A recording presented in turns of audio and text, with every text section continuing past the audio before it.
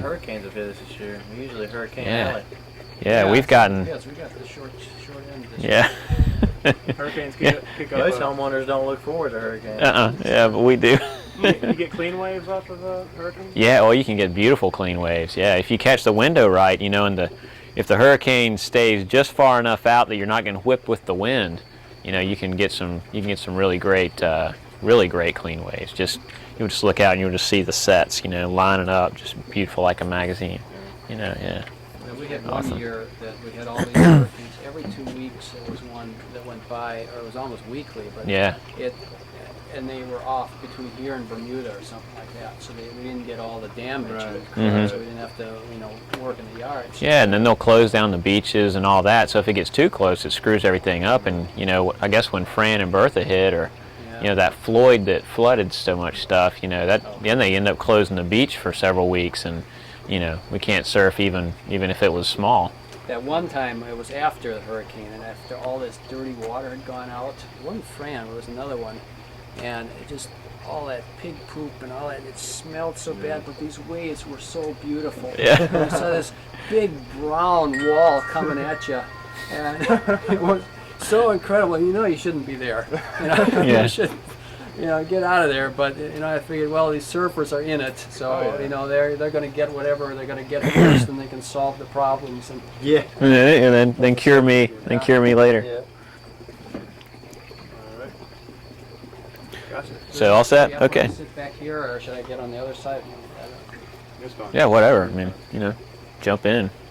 So anyway, here we are back with the gear time, and the next piece of gear that we're going to cover is some of the boats. I've got 2 boats with me today that are specifically designed for surfing. This particular boat right here is what we would call a high performance boat.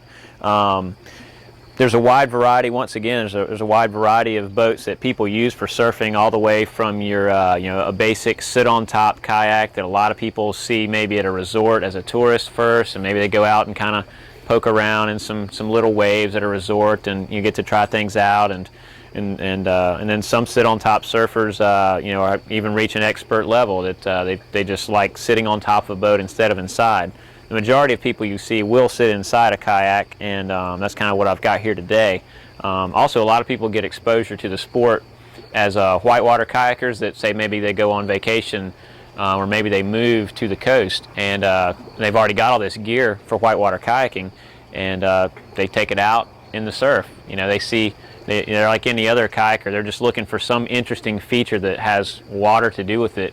And so you go out to the beach and you see this stuff rolling in, and it's all aerated and foamy and bouncing around, and so you say, okay, well, that looks like fun. I'm gonna go try it. Maybe I don't have stuff that's specifically made for it, but I'll take what I got and go get tossed around for a while and have some fun.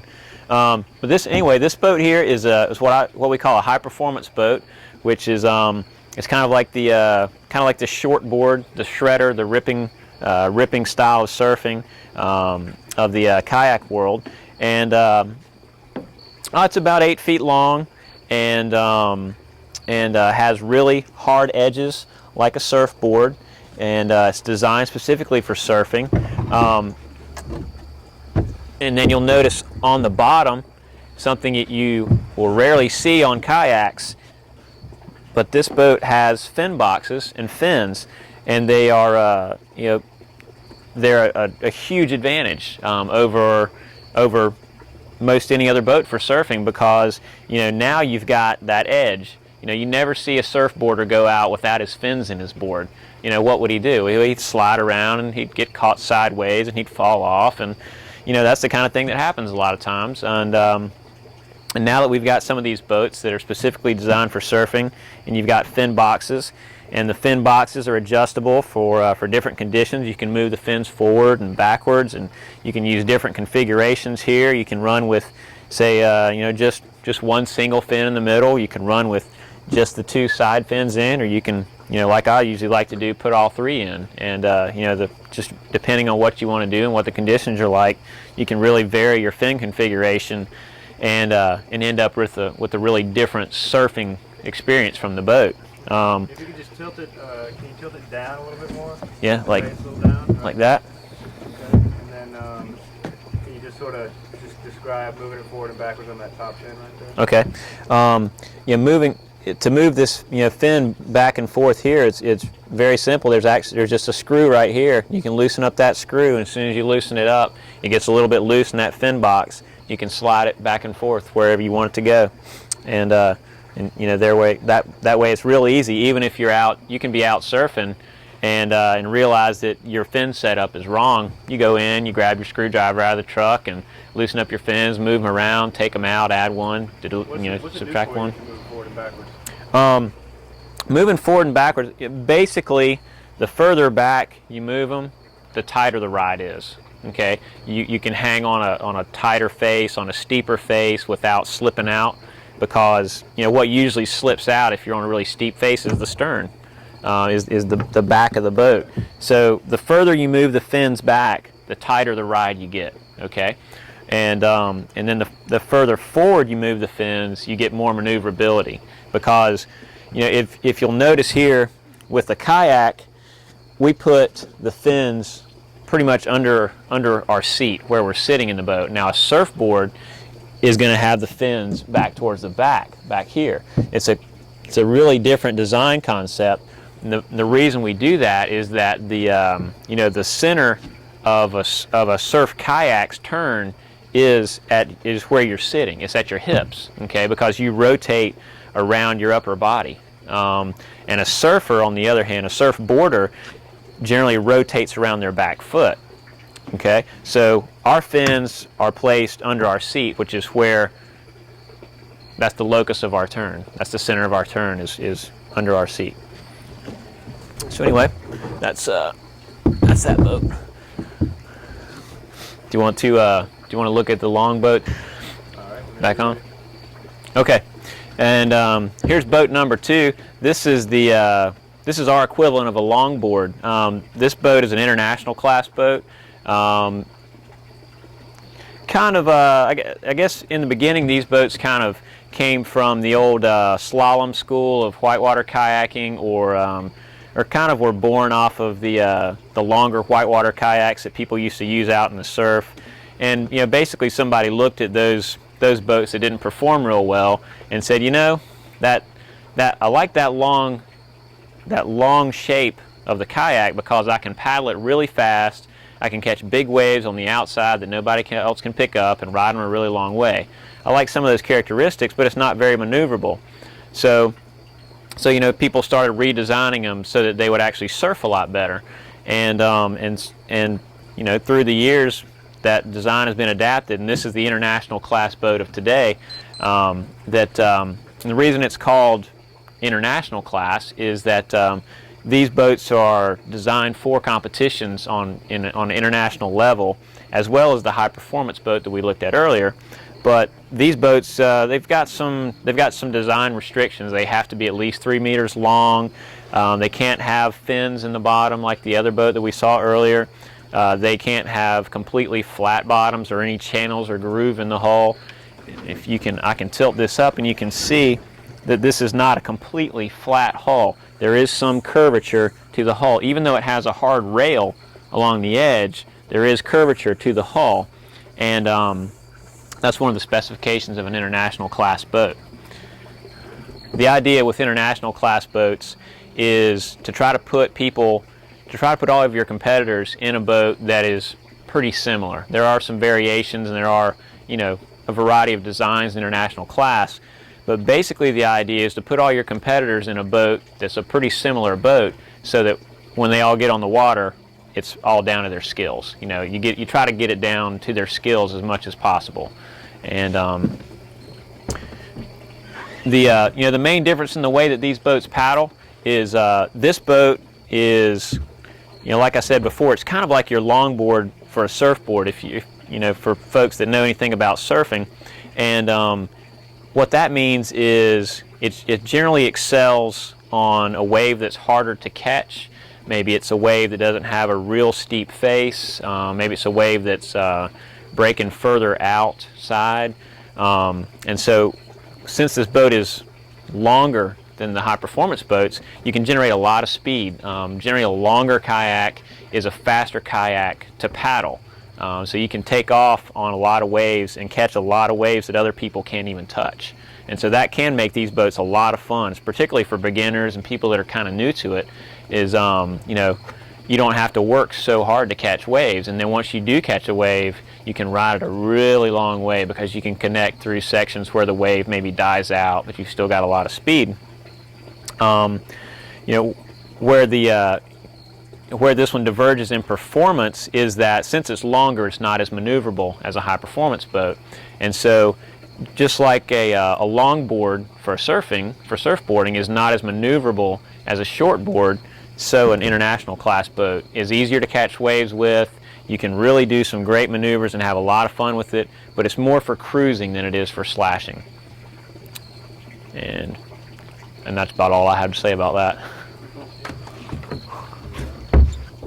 Okay, once you start kayaking it won't take you long to figure out that that the secret voodoo of kayaking is outfitting your boats.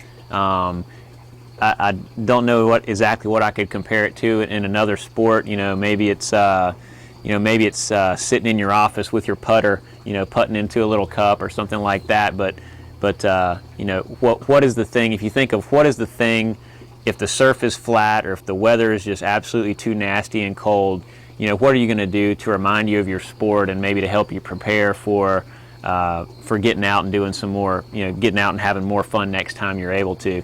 Well, what kayakers spend their time doing a lot of times is outfitting their boats. And by outfitting, what I mean is in order for your kayak to perform as well as possible, what you want to do is to design the inside area of the kayak so that you've got as much control over the boat as possible. In order to do that, we use a lot of foam and different devices and things to help make a custom fit. So, you know, you go to a shop or you buy a boat used or something like that, and you know, maybe it's got no outfitting in it at all. Maybe it's got somebody else's old outfitting in it. One of the first things that you should do is make that boat fit you, so it'll work best for you. And there's a few basic things that I'll go over that are integral to your outfitting. You know, first of all, you've got some sort of you know, you'll have some sort of seat in the kayak. Okay, you know, maybe it's made out of foam, maybe it's made out of plastic. You know, that kind of varies and doesn't really matter. But you'll have something that lifts you up a little bit off the bottom of the kayak, has a little bit of contour to it, so it's, you know, comfortable to sit on. On the side of the seats, you'll want some sort of hip pads. Okay, you know, you want to have at least minimal contact, so that there's something there that's touching, you know, the sides of your hips, and you've got a little bit of contact.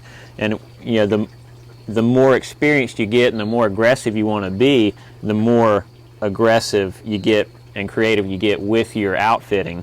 And you'll see people that have, you know, just these huge hooks of foam that just really grip over their legs and hips. I've put in some small pads in this particular boat just because I already had a fairly tight fit, and I just wanted to trim it up a little bit tighter. So I put in some small pads here. Generally what we do is, you know, we go to the kayak shop, we buy these big blocks of foam, and we hack it down with band saws or hack saws or the bread knife or whatever you got handy, and then you get get either some sandpaper or a Surform that you use for shaping cars, and you know, you kind of whittle it down, and you know, you make it fit your body. And maybe you cut these things out and you glue them in, and it's too tight, so you get in there and you kind of whittle it down, you try it on again, and you know, eventually you get it just right. And actually my experience is with outfitting is usually the day you get your outfitting right is the day that you end up selling your boat. that's how long you'll work on your outfitting and how many times you'll change it around. So that generally I've sold a lot of boats right when they were just perfect for me outfitted. So anyway, the next piece here is a back band, and these are getting more and more popular. It used to be that kayakers wouldn't really have any sort of back support, which didn't really make sense. I think it was just maybe a technical issue that maybe people didn't understand or didn't have the materials or the creativity, whatever, to come up with a good solution for back support. We used to whittle out a block of foam, and still a lot of people will maybe whittle out a block of foam, and they'll cram it in there, and their back will just rest against that foam. Well, these days things have started to get pretty high tech. This particular back band I have right here actually has a ratchet on the back of it, and this ratchet is similar to what you'll see on a snowboard binding.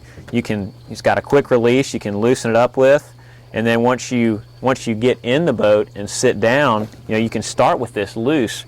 Once you get in the boat and sit down and you're comfortable and you're about ready to go, well, then you can grab this ratchet and just start cranking and tighten it up, and eventually you tighten it up just right where you want it. Maybe you're not going out for a real aggressive day and you don't tighten it up as much. Maybe you see big surf and you really want to go shred, so you crank it in a couple more times than you normally would and really get tightly squeezed in. The next component we've got is are the thigh braces. You want to have contact with you really want to have contact between your lower body and the boat in as many places as feasible to get the optimal control. So the next thing we've got is the thigh braces, and these actually will fit on your thigh. They'll just kind of cup around your thigh and your knee and hold you, kind of help hold you in position. And these combined with the hip pads really make up the majority of your balance, your balance and your control, because you use the contact between your hip pads and your knee braces to be able to tilt the boat on edge and to be able to right the boat when you flip over, or to be able to lean into turns. You do a lot of pulling with your knees and leaning with your hips. So those are your thigh braces. And the last main piece that people will that there are different solutions for is something to put your feet against. The most common thing that you'll see are movable foot braces, and these foot braces will either be of plastic or aluminum or something like that, and they'll consist of a track and a pedal, and the pedal slides back and forth on the track. So if you're 5 feet tall, or if you're 6'4", this track is usually at least a good 2 feet long and can accommodate a wide range of leg length, and very easy to adjust and change even from inside the boat when you're sitting in it. And the other solution is if you're if you're going to be using this same boat all the time, your legs are you're not a growing kid, and you can kind of outfit it to just the way you want it. A lot of people these days will actually shape foam blocks and put the foam blocks up into the boat. It gives you a wide surface area to place your whole foot on instead of just a small pedal, and you've got the kind of the cushion of foam, so it's more comfortable. And you can really kind of shape them out to fit exactly what you want in your foot braces. So a lot of people use foam, a lot of people use pedals. It's just a personal preference. So I'll hop in here and kind of show you. Actually, if we could get some close-up stuff of the All right. individual pieces first. Okay, that's cool. My foot braces. I wonder what I can. Wonder if I can get one of these foot braces out. I don't know if it'll come out. Just talk about it for a couple seconds. Right. So okay. So you've got your hip pads here, and you'll get a block of foam, and you'll cut these hip pads out to the shape that you want, and sand them down after you get the rough shape, and make them into something that's customized just for your own body. So you actually made those and attached those on there? Yeah, they're glued on with contact cement. And